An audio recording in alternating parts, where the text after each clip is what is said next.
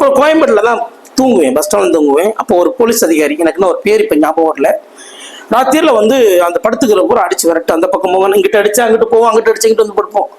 இவர் ஒருத்தர் அப்படித்தான் வந்து பலார்னு பின்னாடி அடிச்ச குப்பரை படுத்து அடிச்சா டமார்னு பெட்டெக்ஸில் யாரா எழுந்திரிச்சு பார்த்தா போலீஸ்கார் பார்த்துட்டு சட்டை எப்படி தரதன்னு மரியாதையை சொல்லு, நீ தான் எடுத்துருக்கணும்னு.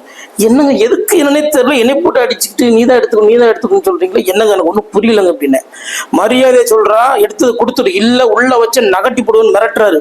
நான் என்ன எடுத்தேன் எனக்கு ஒன்றும் புரியல, என் பாட்டு தூங்கின்னு கூட வந்து அடிச்சு இழுத்து கேட்கீங்களா, என்ன சார்ன்னு கேட்டா, அந்த அம்மா பர்ஸ் எடுத்து, நீ தானே பர்ஸை நான் எடுத்தேனா, இது என்ன புது கதையா இருக்குது சார், நீங்க வேற சார், நான் என் ஜவனில் படுத்து கிடக்குறேன், இந்த பாரு மரியாதையா சொல்லு, இல்லையோ இப்படி கேட்க மாட்டான், தூக்கி உள்ள போடியானாரு. சார் நல்லா இருப்பீங்க சார், கொண்டு போய் உள்ள வச்சுக்கோங்க சார், 3 வேளை சோறு மட்டும் போடுங்க சார், போதும் சார்.